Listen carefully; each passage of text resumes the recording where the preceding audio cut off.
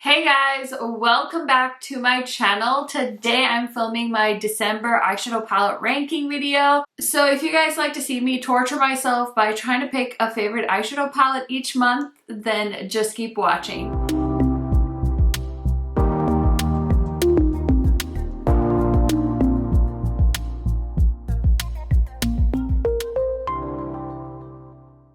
If you guys are new to my channel, welcome. My name is KARENHARRIS. I like to film tan girl friendly makeup here on YouTube.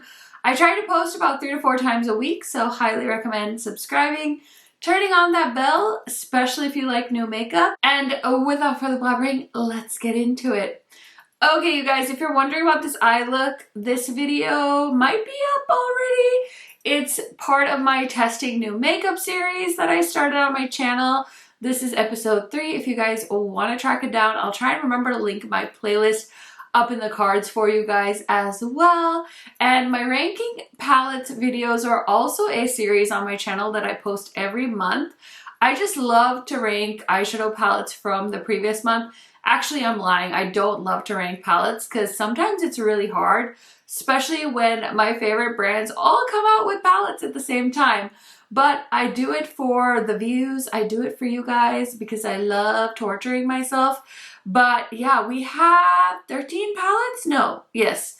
We have 13 palettes to rank. So let me stop yammering and let's get into roasting some of these palettes because y'all know, oh my God, I was so put off by this palette. I'm so glad I only paid $10 for this. This is the Fula palette by Juvia's Place, and I was humming and hawing about buying this, and then I finally bought it, and I was like, Juvia's, I know you can do better than this.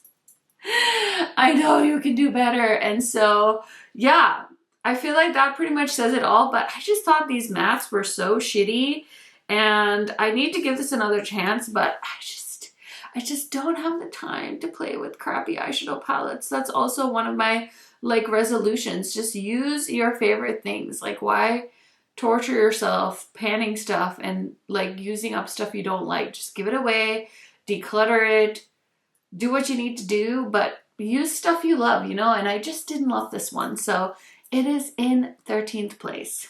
Okay, 12th place, I'm putting the Pat McGrath Holiday palettes. I'm not really sure why I bought these. I think they might have been on sale and I was like, let me just grab them, I'll just make a little video, do my thing. And also I think this was the first time she did the 5 pans. So I was probably just a little bit curious, and so I got them. They're really nice. I mean, I like neutrals, but I definitely prefer colorful palettes. So if you want some great, solid, beautiful, buttery metallics and mattes, Pat McGrath has your back in that sense.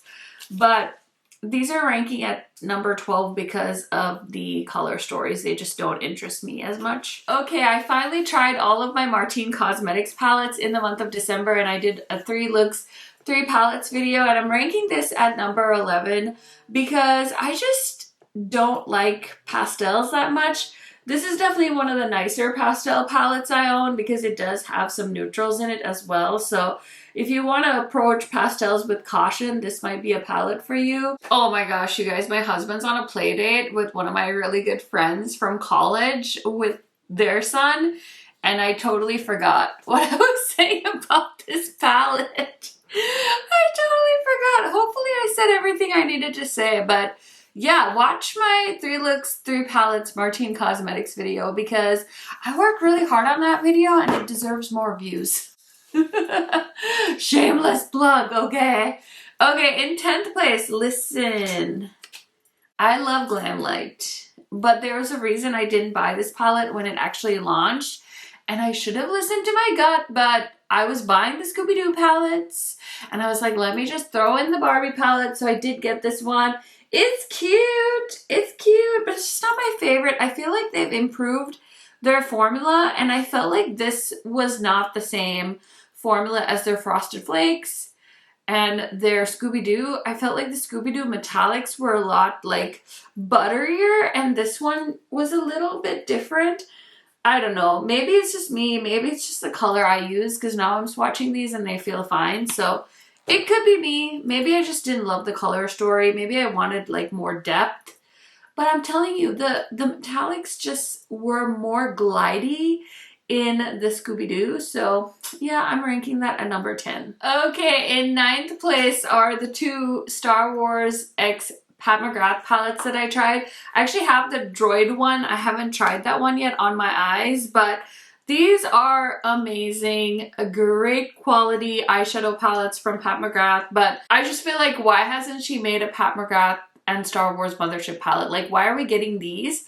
I don't hate them. My friend Angie did a really good video on like makeup as merch and like what she thinks of like the quality and stuff like that, because she bought it from like a collector's perspective because she loves Star Wars so much. I bought it from like a I love Pat McGrath so much. But yeah, I just feel like she should have just given us a Pat McGrath X Star Wars Mothership palette, because even the first round, didn't they do like the Decadence palette just like repackaged in gold? Like, why does she keep doing that? Some days I would just love to sit in on some of these meetings that these brands have and like be like, are you sure, Susan? Are you sure people are gonna want that? Is that really a good idea? You know what I mean? Because at the end of the day, people literally paid extra money for a eyeshadow palette that already existed, which some people pointed out that palette was on sale for like 60, 70 bucks. You literally paid for a sticker. I feel like you could have bought like a printer and printed the sticker out yourself, or like ordered it on Sticker Mule, and it wouldn't have cost you that kind of money. And you could have just stuck it on the fucking palette. So what the fuck were you paying for? Listen, this is my 4th video I filmed today, so I'm feeling like extra sassy, but like, make it make sense. Make it make sense. Please, somebody make it make sense. Okay, in 8th place on our quest to the #1 palette of December is the 669 palette from Martine Cosmetics. This is a really interesting palette. It literally looks like 50 Shades of Grey, but it's actually really cool, and some of the shades that look really dark, they're actually pretty manageable, because I would definitely be intimidated by a palette like this, especially in like 2020, 2019. Like, I was so terrified of smoky palettes like this.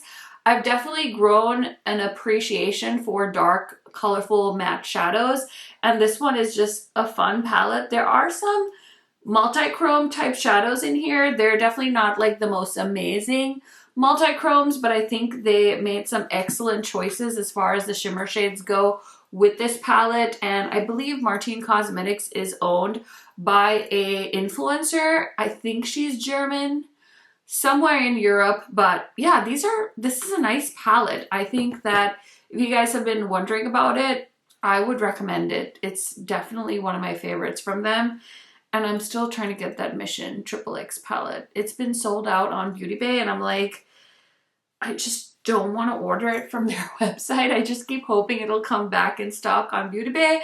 So if you see that palette on Beauty Bay, let me know. I've been checking pretty much every day, but I'm losing hope. Okay, in 7th place, this is a small but mighty palette. Okay, it managed to shook me, and I feel like it's one of my favorites from Natasha Denona from 2022.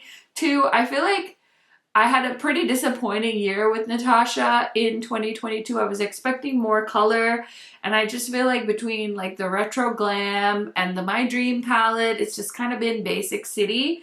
So then she gave us this, and I remember seeing like this leaked, and I saw this in my inbox, and I'm like, this palette is so freaking lame. But honestly, I was pleasantly surprised. I actually managed to use all of the shades in an eye look. So if you've been like wondering about this, I would recommend checking out the video. Okay, in 6th place is a beautiful, what I would consider like a neutral palette with a twist.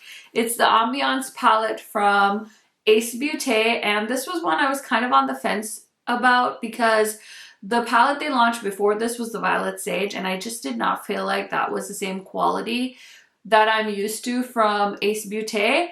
But this one, they were back to their beautiful, creamy, metallic shadows. And I would consider this like a neutral palette with a twist, because there are some green shades, but overall, I feel like it's adventurous, it's buttery smooth, metallics and mattes, and I just had so much fun playing with it, and I'm so happy to see that they used whatever their same formula is that I love. And I just feel like Ace Beaute overall is a brand where I just love so many of their products. Up until recently, I hadn't tried their face palettes, and let me tell you, their bronzer, blush, and highlighter palettes are so nice. I actually talked about them in my first Shop My Stash episode. So if you haven't seen my Shop My Stash episode 1, highly recommend checking it out because I use those palettes a ton during the holiday season. Okay, in 5th place is the gorgeous Glamorous palette from Glamlite. They so kindly sent this one my way. I feel like this is a purple palette with a pop of teal. I would say check out my video because I don't know, I just didn't think purples when I saw this palette, but once I swatched it out, I was like, oh my gosh, I feel like this would be a purple lover's like perfect fun palette. I love Glamlite. They're a small indie brand based out of Australia, and they just have the coolest color stories. They've done such a good job in 2022 with so many creative palettes, and they've been like pumping them out, which makes me so happy because I'm pretty sure they're like a one-man show. So I'm so excited to see what 2023 has in store for them. I know she's been teasing a new palette, and it has this like insane fancy packaging, so I'm very, very happy to see the brand is continuing to thrive in the new year. Okay, in 4th place, listen, I think Glamlite probably could have been bumped up a little bit higher, but Christmas just makes me happy, and this palette is so cute. This is the Martin Cosmetics Ski palette. Look at this packaging. You know I'm gonna be like pulling this back out every year. It's so, so cute. I had so much fun playing with it. All the little embossed pans are so cute. There's like snowflakes and little like winter hats, and I basically live in like a wintry wonderland, so this is so cute. I want to do like a video showing you all my like holiday themed palettes, but it's definitely too late for that this year, but I'm definitely going to do one that's like palettes that inspire me or like remind me of snow, because this one sure does. Okay, in 3rd place, we have the last palette of the season from Glamlite. It's the little Strawberry Shortcake palette. These metallics, you guys, I mean, listen, they're not Adept, okay? They're not like shifty multi-chromes, but again, I think they just knocked it out of the park. They're so sparkly and beautiful, and this collection was so affordable. Again, I'm loving that Glamlite is going that affordable route. I mean, I feel like their palettes have never been like overly expensive, but I just think it's so fun because the owner of Glamlite, she says like it's one of her goals to make her makeup very accessible, even with people that like have their makeup sold at like TJ Maxx or Marshalls. Like I remember people were finding the Hershey collection at like Marshalls and stuff, and I remember she posted saying like, I'm so happy people are able to buy this stuff at a discounted price because it means that they're able to access it. And I thought that was a really positive spin. I mean, it could have been a marketing spin, but either which way, I think it's nice for a brand to celebrate the fact that their, you know, brand is accessible to multiple people and at different price points. So I thought that was really positive. I feel like she's a really cool person. Like I've never met her, but I follow her Instagram and she is very transparent. She talks a lot about her brand and the behind the scenes, and I think that's really a fun aspect of Glamlite. So I just wanted to mention that, but that is the 3rd palette in December. Okay, in 2nd place, you guys, this palette, I feel like, I don't know, some people love it, some people hate it. I'm a little shook, but I really like this palette. And I think I just love that there's so many options. But this is the ColourPop Aurora Struck palette. And I am very picky when it comes to the ColourPop palettes I buy. Mostly because I've realized that I'm never going to be able to keep up with ColourPop. They're just insane. They come out with like a new eyeshadow palette every week. And basically you could just have a whole YouTube channel dedicated to ColourPop and reviewing ColourPop and showing their different collections. I would love to know the math. Oh my god, I would love to know the math on if you bought every single product ColourPop launched that year, how much money would you spend at the end of the year? Like I thought about that one day because A couple of years ago, I would do like a ColourPop recap where I went over every single thing they launched in a year, but I never did the math on if you bought every full collection, how much money you would spend. So if there's like an accountant out there that really likes to crunch numbers, let me know. I mean, what would your guess be? Like, really think about it. It has to be, it's gotta be closer to $10,000, right? So like, people on the ColourPop PR list, like, they must be, I mean, that spot must be worth something because, well, that's a lot of money. Maybe, do you think I'm overshooting on the 10,000? Because, I mean, think of like every blush in every shade, every eyeliner. That's a lot. That's a lot of money. It's gotta be closer to 10K. Do you think it's more? Because if you think of like Soul Body and stuff, but I feel like they haven't done as much skincare this year, although I'm not really paying that much attention either, so something to think about. Listen, if anybody does the number crunching, let me know because I am curious about that. Okay, so in first place, honestly, it really should just go to this palette because it's stunning, but I decided to group these two together. So we have the Evergreen and the Metamorphosis palettes from Lethal Cosmetics. I think this is my favorite Lethal eyeshadow palette they've ever done. I just love these colors. And I know some of these shades were in their 1-Up palette. I just love them so, so much. I'm sorry. This palette, this is the Metamorphosis, I think. It's all about the Evergreen for me, really. I just lied to you guys about caring about that other one, but listen, you guys know I love a good metallic shadow, and I could just sit here all day long. So yeah, I really like those, and I'm so excited to see what Lethal does this year. They just had some killer launches in 2022, so yeah. Do you think we'll get a Teresa is dead and alive and reincarnated round 3? Teresa, let me know the tea, girl. I'm just kidding. I'm totally kidding, but yeah, I'm so excited. I know it'll be something innovative and fun. I've been loving the brushes they launched with that collection.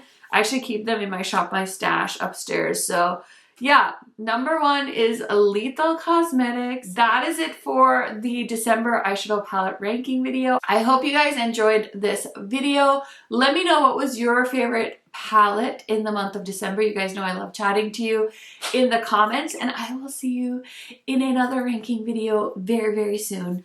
Bye, guys!